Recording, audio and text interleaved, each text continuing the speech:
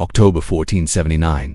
The name Sister Eleni of Larissa would soon be erased from every record, every archive, every whisper of history.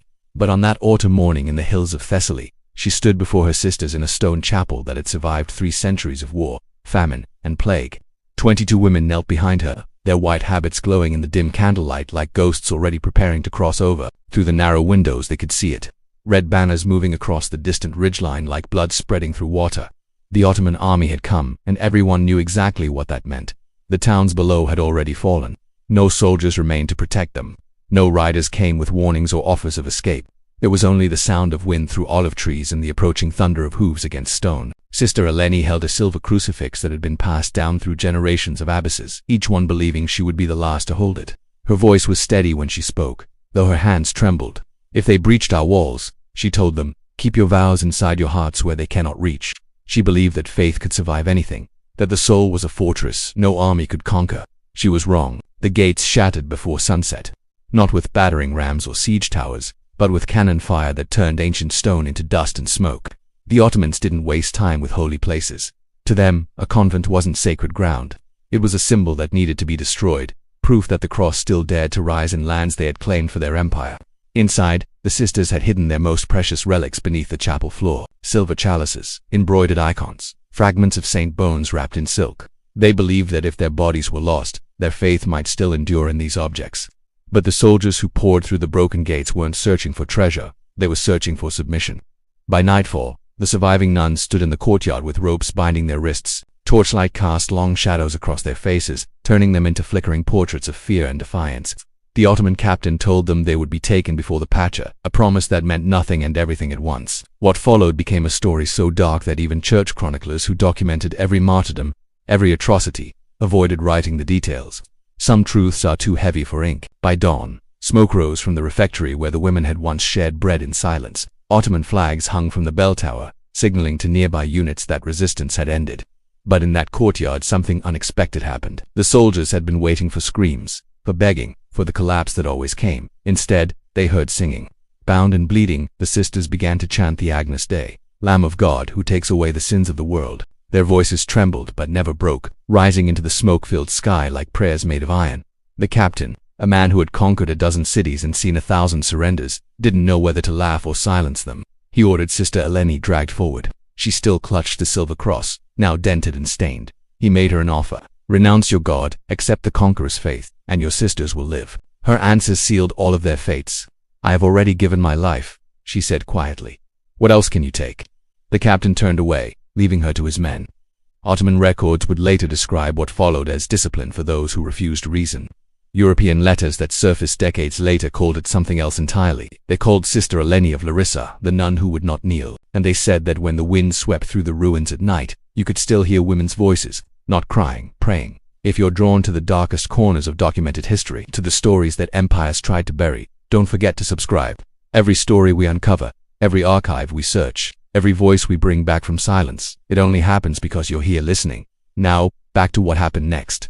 The march began before the smoke had cleared. 22 women in torn habits, ankles bound with rope, driven south toward the coast under the watch of Ottoman horsemen. They weren't prisoners of war. They were symbols, proof that even the most sacred walls could fall, that faith could be conquered like any fortress. The journey was merciless. The sun turned the road into a furnace. These women had never stepped beyond their cloister, had lived their entire lives within stone walls and garden paths. Now they stumbled through dust and heat, their feet bleeding, their lips cracked from thirst. When one sister collapsed, another would lift her veil from the dirt so the horses wouldn't trample it. A final act of dignity in a world that had stripped away everything else. Sister Eleni was gone, but her last words traveled with them like a psalm. If you cannot hold the cross, hold each other. After 7 days of walking, they reached the port of Volos. Waiting there were ships designed not for passengers, but for cargo and control. The women were herded aboard and shackled to wooden benches where criminals and slaves had sat before them.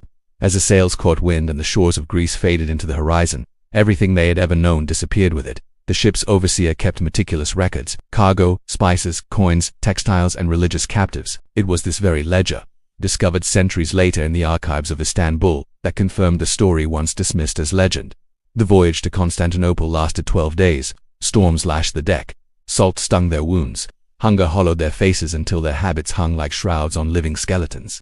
But what broke them most wasn't pain, it was silence. No one spoke to them except to bark commands. They existed like ghosts floating between sea and sky, forgotten by God and men alike. At night, the youngest among them, Sister Magdalena, whispered psalms beneath her breath. Her voice was barely audible over the crashing waves, but even the other prisoners, Greeks and Serbs and Italians chained to nearby benches, turned their heads to listen. For just a moment, the sea seemed to still. When the ship finally entered the Bosphorus, the sisters saw Constantinople rise before them, domes and minarets glowing in the dawn light like blades catching fire. For centuries it had been called the city of the world's desire. Now it would become their cage. From the docks they were paraded through narrow streets lined with merchants and soldiers and slaves. Locals paused to stare. Christian nuns were a rarity even in an empire built on conquest. They were led past ancient walls toward the imperial district, and as they passed beneath the shadow of Hagia Sophia, the once great cathedral of Christendom, now crowned with crescents, one of the sisters whispered words that would haunt the others for what little time remained. "We are home," she said, "but it is no longer ours." Before dawn, on November 3, 1479, they were taken into a marble courtyard surrounded by towering columns. This was the Divan-i-Humayun, the imperial council, where captives were not judged by priests or kings but by empire itself. At the center sat the Grand Vizier, his face betraying nothing. To his left, scribes waited with ink and parchment, ready to record every detail. Names, ages, intended uses. Every word would enter registers that still survive today, stained by wax and time and the weight of what they witnessed. Through translators, the sisters were told that the Sultan had granted mercy on one condition. Those who accepted conversion would receive new names, food, and life within the palace. Those who refused would face what the translator called the discipline of faith, a phrase that could mean imprisonment, labor, or simply disappearance. None of the women spoke. Sister Magdalena, who had whispered psalms on the ship, now trembled so violently her chains rattled against the marble floor. She had seen what happened to other captives brought before the vizier. Greeks, Armenians, Slavs, all of them swallowed by the empire's silence, their names struck from history like they had never drawn breath. Before the guards could drag her forward, one of the elder sisters, Theoclea, stepped out of line. She addressed the vizier not as a captive but as someone who had lived long enough to watch empires rise and crumble into dust. "My lord," she said, her voice steady, "you may rename us, but you cannot rewrite the prayers we carry." The interpreter hesitated, unsure whether translating such words might cost him his own life. When he finally did, the vizier's expression remained unreadable. Then he replied, cold as winter stone, "Prayers fade when the tongue forgets how to speak them." With a motion of his hand, the sisters were dismissed, not to execution, but to something the Ottoman court considered more merciful and more effective. They were taken to the lower chambers of Topkapi Palace, to a labyrinth of stone halls, sealed from sunlight, where unclassified captives were kept until the empire decided what to do with them. Some called it mercy, others would later call it erasure. The sisters were stripped of their habits and given rough servant garments. They were told they would now serve, cleaning floors, sewing garments, feeding fires for the upper chambers. It was designed to break them, to turn holiness into servitude, to prove that faith was just another luxury that hunger and exhaustion would eventually consume. But the Ottomans had miscalculated. These were women who had already lived under vows of silence, poverty, and denial. Hunger, cold, and solitude were not foreign tortures. They were the very foundations of the life they had chosen. For them, suffering was not punishment. It was devotion made flesh. Even in this subterranean prison, their discipline became armor. At night, when the palace above slept in silk and perfume, the sisters prayed in secret. One carved a tiny cross into the clay wall with her fingernail, working for weeks until her finger bled. Another traced verses into the dust beneath her straw bed, words that would be swept away each morning and rewritten each night. They began counting days by the rhythm of the muezzin's call, not out of conversion, but as a defiant clock marking time that still belonged to them. Soon whispers spread among the palace servants, stories of the silent sisters, foreign women buried beneath the floors who never spoke, never begged, never broke. Some called them cursed, others called them saints. Their silence echoed through the tunnels louder than any scream.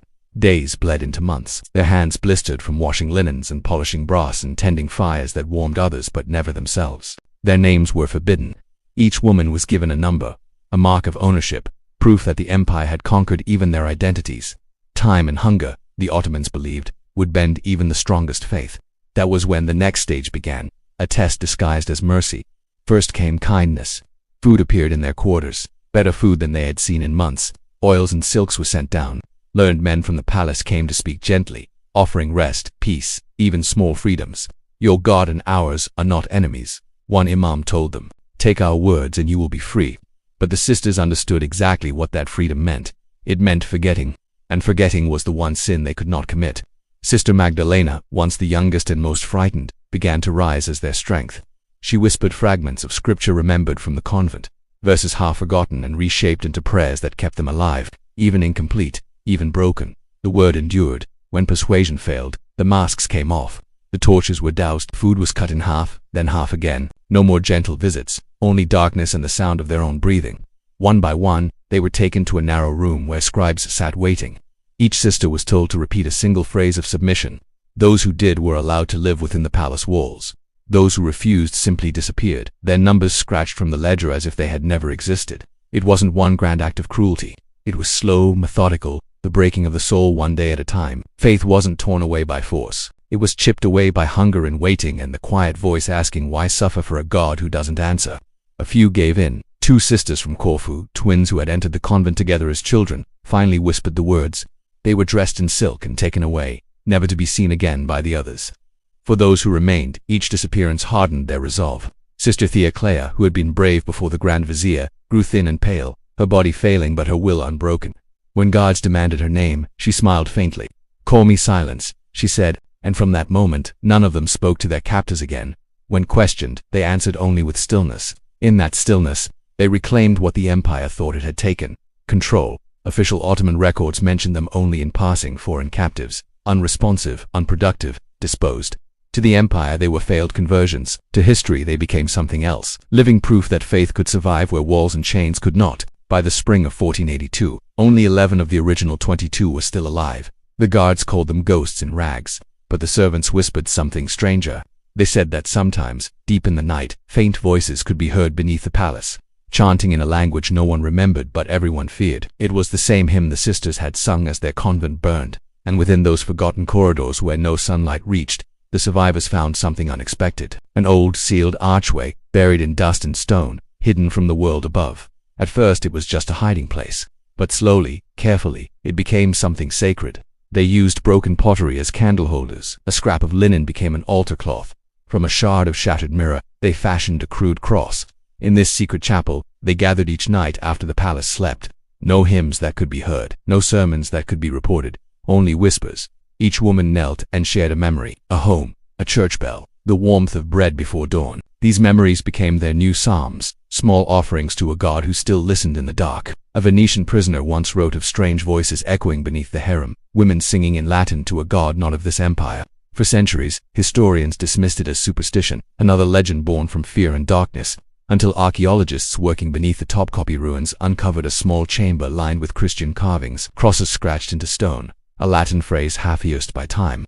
Lux in tenebris, lucet, the light shines in the darkness. That discovery changed everything. It proved these women had not simply vanished. They had left a mark, a silent revolt etched into the very foundations of the palace that tried to erase them. Inside that hidden chapel, Sister Magdalena began marking the walls with charcoal. Names could not be written openly, so she devised symbols: a small bird for each sister still alive, a flame for those who had been lost. Whenever a new bird failed to appear, it meant another had disappeared into the empire's silence. The guards never found the chapel, but they began to notice something unsettling in their captives. Despite the hunger, the cold, the confinement, the women moved with an unnatural calm. The overseers called it madness, but the scribes who observed them recorded something different. They had discovered a strength not of this world. Their secret worship continued for months, perhaps years. Records grow vague, deliberately so. By 1483, a new sultan rose to power with orders to purge any trace of weakness from his predecessor's reign. Every servant and laborer was meticulously recorded, except one group. In the Topkapi archives, under columns of names, there is a blank space, 21 entries missing. The ledger reads only, unfit for service, disposed. No dates, no burial records, nothing. This was how history erased them, not with fire, but with withheld ink, and yet the silence itself became proof. Only something shameful is hidden so carefully. Centuries later, an Ottoman courtier's diary surfaced, cryptically mentioning foreign women who refused to submit and disappeared beneath the palace foundations. A letter intercepted by Venetian spies in 1484 spoke of nuns who would not bow. Together, these fragments revealed what the empire tried to bury: the deliberate erasure of women who had become spiritual symbols of resistance. The last record of Sister Magdalena comes decades later, written by an Italian pilgrim who heard a story from a palace servant. A woman, he was told, who sang to her God until the guards sealed the room. Her name was unknown, but the faint hymn he described survived in the stone itself. In that echo, her story endured. Over time, the tale of the vanished sisters became whispered legend among servants and slaves. On certain full moon nights, they said, the lower halls would grow cold and the air would smell faintly of incense though no fire burned. Memory, superstition, or both refused to die. The chapel lies in ruins now, buried beneath centuries of empire and forgetting, but the carvings remain. Faded prayers etched into walls that were never meant to be found. A whisper of women who refuse to be forgotten. In their silence, they still speak. And if you've heard their story tonight, let it stay with you. Leave a comment below and tell us what you felt, what you thought, when you learned what they endured. Because some truths deserve to be remembered, no matter how deeply they were buried.